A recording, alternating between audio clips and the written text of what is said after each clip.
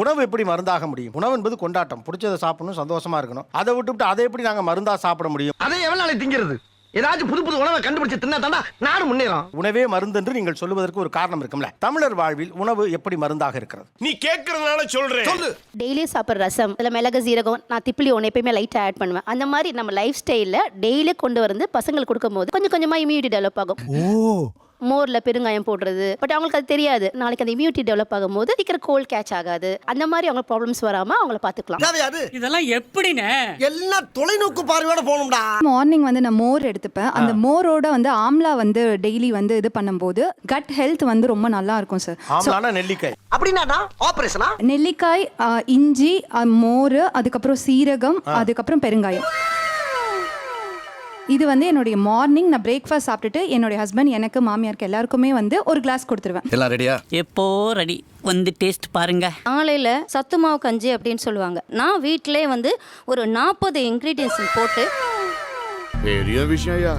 அந்த மருத்துவ நாட்டு மருந்துல அந்த சுக்கு, ஏலக்காய், அதே மாதிரி அப்புறம் கேழ்வரகு, கம்பு, சோளம், லிஸ்ட் பெருசா போய்கிட்டு இருக்கு. இதெல்லாமே அதுல கலந்து நல்ல முளை கட்டி காய வச்சு அரைச்சி அதுல வந்து கஞ்சி காலையில ஒரு டம்ளர். இல்ல இது வந்து உணவா மருந்தா? தெரியல. உணவு சார். இதோட நான் வந்து அந்த கலக்கிறதும் மருந்து இருக்குங்க சார். என்னடா ஒரே குழப்பமா இருக்கேடா. பேசுறவங்களுக்கு உணவே மருந்துன்னு பேசுறவங்களுக்கு தமிழ் மரபு தான். ஆனா நோய் தீவிரமாச்சுன்னா நேரா இங்கிலீஷ் டாக்டர் தான் போறீங்க. கரெக்டா கட்டுட்டா. ஒண்ணும் இல்லை. இப்போ ஒரு டேபிள் நான் இறக்குறேன். ஓகே, அந்த டேபிளை கொண்டாங்க. இந்தாங்க ஐடியா. இப்போ இதுல மருத்துவ பொருளும் இருக்கு, நம்ம நார்மலா யூஸ் பண்ணக்கூடிய உணவு பொருளும் இருக்கு. டேய், இதற்கு என்ன சொல்றீங்க? இப்போ நீங்க வாங்களேன், இப்படி வாங்க, நீங்களே சொல்லுங்களேன். எதெல்லாம் உணவு பொருள், எதுவெல்லாம் வந்து இதுல மருந்து பொருள்? வந்து இப்ப நான் என்ன உங்கள்கிட்ட சொல்றது? மஞ்சள் சார், இது வந்து சீரகம், இது வந்து சீரகம். என்னடா சொல்றாங்க? இது வந்து மிளகு. மிளகு மிளகுக்கு சீரகத்துக்கு வித்தியாசமே இங்க இடிக்குது. இது வந்துட்டு சீரகம் சார். இது வந்து சீரகமா? இது இது சோம்பு. சோம்பு சார். அது இது சீரகம். இது அது வந்து இட்லியில சேர்ப்பாங்க. இட்லியில சேர்க்கிறது உளுந்துனே. உளுந்துல தோசையில கொஞ்சம் சேர்ப்பாங்கல்ல, வெந்தயம். வெந்தயம் சார்.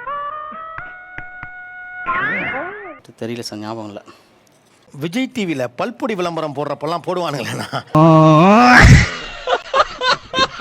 கிராம்புனே. கிராம்பு ஓகே, பல்லுக்கு நல்லது. கிராம்பு பல்லுக்கு நல்லதுன்னு தெரிஞ்ச உங்களுக்கு கிராம்பு தெரியலையே. இந்த அளவுக்கு நல்லா இங்கிலீஷ் பேச தெரிஞ்ச உனக்கு, ஆனா அதை யாருக்கிட்ட பேசணும்னு தெரியல பாத்தியா? அவரை கேட்போம். ஆக்சுவலா இங்க இருக்கிறதுல எதெல்லாம் சித்த மருத்துவருடைய அனுமதி இல்லாம அல்லது அவரு ரெக்கமெண்ட் பண்ணாம எடுத்துக்க கூடாது சொல்றேன், மக்களுக்காக சொல்றேன். நம்ம பனங்கற்கண்டில் ஒரு மிஸ்லீடிங் இருக்குது சார். இப்போ எப்படின்னா அதுவும் ஒரு சுகர் கண்டென்ட் தான், ஓகேங்களா?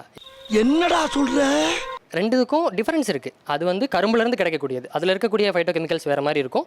பனையிலேருந்து கிடைக்கக்கூடிய ஃபைட்டோ கெமிக்கல்ஸுக்கு அதுக்குள்ள குணங்கள் இருக்கும். அதை பொறுத்து தான் ரெண்டும் வேறுபடுமே தவிர. இது என்னப்பா சந்தேகம்? நான் பனங்கற்கண்டு சாப்பிட்டுட்டா எனக்கு வந்து சுகர் பிரச்சனை இல்லை, பனங்கற்கண்டு பால் குடிச்சிட்டா எனக்கு பிரச்சனை இல்லைன்ற பெரிய மிஸ்கன்செப்ஷன் இருக்கு. இத்தனை நாளா மூடி கிடந்த என் அறிவு கண்ண எக்கு தப்ப திறந்துட்டீங்க சார். ஒரு டீ கடைக்கு போகிறோம்னா எப்படி ஒரு 10 கடைக்கு போகிறோம்னா 2 கடையில் இந்த மாதிரியான பேச்சு வந்து காதில் விழுகுது. ஏன்டா?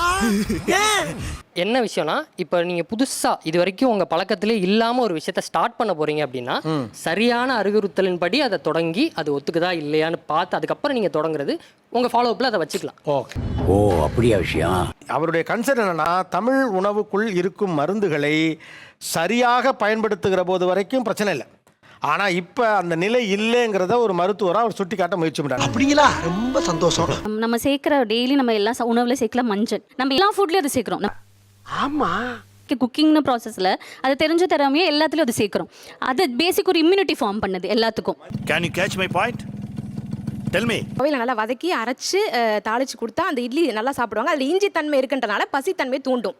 பசி பசி காதலிக்குது, கண்ணு தெரியலையே, நான் என்ன பண்ணுவேன்? எங்க அம்மாவுக்கு ஒரு 50 கொடி வகைகள், இலை வகைகள் மூலிகை தெரிஞ்சதுன்னா நான் வந்து ஒரு 20ஆவது என் அடுத்த ஜென்ரேஷனுக்கு ஃபார்வர்ட் பண்ணணும் அப்படின்ட்டு நான் நினைக்கிறேன்.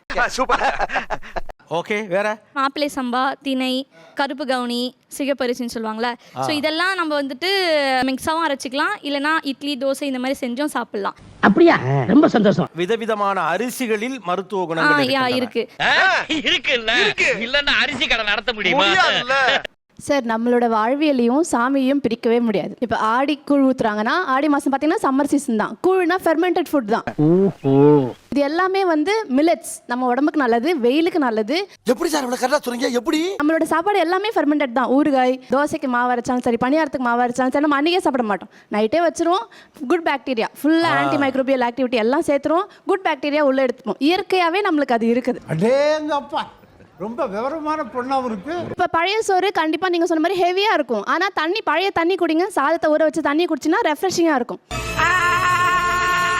எந்தெந்த சீசனில் எந்தெந்த காய்கறிகள் விளையுதோ அதை சாப்பிட்டாலே போதும். எப்படி எப்படி எப்படி எப்படி? இப்போ சொரக்காய், பூசணி இதெல்லாம் வந்துட்டு கரெக்டாக உங்களுக்கு வந்துட்டு அந்த பிப்ரவரி மார்ச்சில் வந்துட்டு ஈல்டு கிடைக்கும்.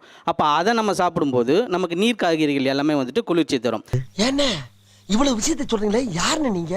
சீசனல் ஃப்ரூட்ஸ், சீசனல் வெஜிடபிள்ஸை நம்ம கிட்ட சாப்பிட்ற பழக்கம் இருக்கு. அதுவும் ஒரு மருந்தாக நமக்கு செயல்படும். அதுதான் மருந்து. வேண்டாம், நீ சொல்றதெல்லாம் உண்மையா? என்னைய கேனத்தனமா பேசிக்கிட்டு உண்மை இல்லாம பையா சொல்றாங்க. ஆக்சுவலாக என்னன்னா இந்நேரம் வரைக்கும் நீங்கள் ஒரு 40 நிமிஷமா பேசிகிட்டு இருக்கோம். ஆனால் எல்லாமே வெஜிடேரியன் தான் சொல்கிறீங்க. கண்டு விட்டாலையா? தமிழர் வாழ்வில் நான் வெஜிடேரியன் இல்லையா? மாட்டினாடா மானஸ்த. மண்ணீரல் சார், பிளட் சர்க்குலேஷனுக்கு நல்ல இம்ப்ரூவ்மெண்ட் கிடைக்கும். நான் சொன்ன பிறகு சொல்றீங்க. அதெல்லாம் எதுக்கு தம்பி? ஆக்சுவலாக தமிழர்கள் வாழ்வில் நான்வெஜ் பிரதானம் தானே. அப்போ உணவே மருந்துனா அதிகமாக நான்வெஜ் பற்றி வந்திருக்கணுமே, ஒன்றும் வரலையேன்னு கேட்குறேன் நான். பங்கு மாட்டிக்கிட்ட பங்கு. Yeah.